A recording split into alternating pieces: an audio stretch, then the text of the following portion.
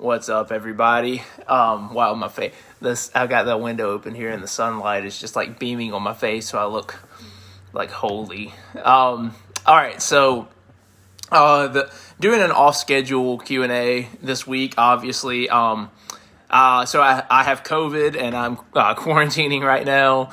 Feeling a lot better than I was, but this is definitely a off schedule one this week, so sorry about that, but here I am answering the questions. Man, my face is just glowing. It's hilarious. All right, so I've got two questions I'm going to answer ahead of time here. Going to stick to my timers and try to stay under a minute best I can. All right, so let's see. So Chris, again, sorry for this being late. I know you asked this a few days ago, but I'm going to go ahead and answer it now, man. All right, let's see. So he says, nutrient timing. How soon after I lift should I take my protein? Is there a preferred window of time? All right, that's a good question. Let me go ahead and start my timer and answer this and go. All right, so what he's referring to, for anybody not familiar, is what's known as the anabolic window. It basically just means, it refers to this idea of if you get some protein in within a certain period of time right after your workout, it maximizes like muscle gain, strength gain, and helps you to basically just like get a little bit more of an edge on some of your results and things like that. So that's what he's referring to. And typically, man, the time frames that you'll hear thrown out is within like 30 minutes to an hour. If I were you, I mean, it's one of those things that, like, if you're just starting out, I'm not sure where you are on this, Chris, but you or anybody else, if you're just starting out, it's not something you need to worry a whole lot about. You need to really focus in on getting consistent with your lifts, trying to move up every time, every day you do the lift, trying to get your calories right, all that kind of stuff. But if you already have that stuff dialed in, or you just have a high capacity to start a bunch of stuff at once, it's a good way to go. The studies out there, like, they're kind of back and forth, but like from what I've seen, it's been a while since I looked into these. But I would just say, like, with this, it's a good thing to do. It's easy to do with a little planning, so why not give it a shot?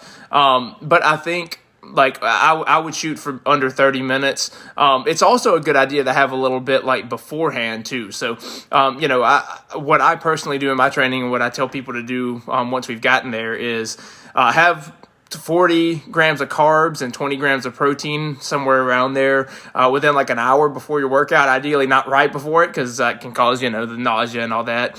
But like having that maybe about an hour before your lifts is helpful, because the carbs gives you the energy. The protein already helps your muscles to have what they need to begin the repair process, and then right after, having some more carbs and some more protein within that 30 minutes is it can be really helpful. And again, I just want to share with you guys, like, if you're just starting out with this, it's not something that is necessary. You need to focus on the basics first. But once you get the basics down, there are all these other little things. There are, if you get a good lifting program, you're consistent with it, you move up on it consistently, on weights consistently, and you get your calories and your protein right. If you do those, and you rest well, so if you get a good consistent program you're moving up on, you get your calories and your protein right, and you rest well enough both between sets and between workouts. If you do those three things, that's 80+% of your results right there. Probably more like 90. But then that other like 10 to 20% are all these other little things that you can do to stack up that can help you. Things like protein timing like this, things like using things like creatine. There are all these different little strategies that you can use to help. But don't mistake the small strategies that take things to the next level for the main things that you should be focused on. Because when people do that, that's when they get overwhelmed, and that's when they feel like, oh, if I can't handle all this stuff, I'm just not gonna do this right now. You know what I mean? Focus on the basics, add this stuff in as you have the capacity. All right, moving on. I blew the 1 minute mark, man. All right. Oh well, whatever. All right, so let's see here. So this was not somebody asking me the question for the live, so I'm gonna leave them anonymous and just kind of be vague with this. But I wanted to go ahead and answer it here, and then I'll just send it to them because I want them to hear it in long form. So this person says hitting gym regularly, but midsection isn't going down, and weight isn't either. So they went into a little bit more detail, but I'm going to go ahead and just kind of answer this. All right, let's see, 1 minute. I'm going to try it this time.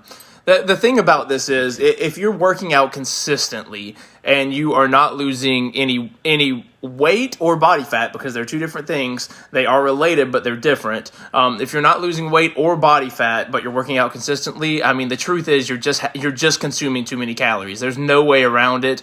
Yes, hormones can play a role, but it's minuscule compared to the calories. You've got to be burning more calories than you consume, and when it comes to weight loss purely, and fat loss as well, if you are consuming too many calories, it's really hard to beat that with exercise. You're going to have to do a whole bunch of exercise to negate that.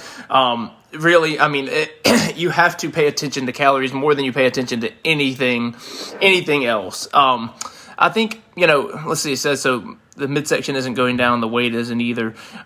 So, I mean, one other little thing to keep in mind here, I'm not sure what you're doing at the gym, but if you're lifting weights and you haven't been doing that, you are going to probably gain some muscle pretty quickly, muscle does add some weight, you know what I mean? So you might be, with a lot of my clients, what I'll see happen is they'll get discouraged because they feel like they're not losing any weight, but their shirt is laying flatter, their pants are fitting looser, and they're having to tighten their belts, that kind of stuff. That is a clear indication to me that they are gaining muscle and losing fat. Weight loss and fat loss are not the same thing. You can gain muscle and technically gain or stay at the same weight while losing fat. You can do that. Usually it happens at the beginning of your training. So I would just say, man, the best advice I could give, evaluate your calories, track them for a week, 2 weeks. Doesn't have to be a forever thing, but track them, see where you're at, and reach out to me and let me know. I'm happy to help you get a better number that fits for you.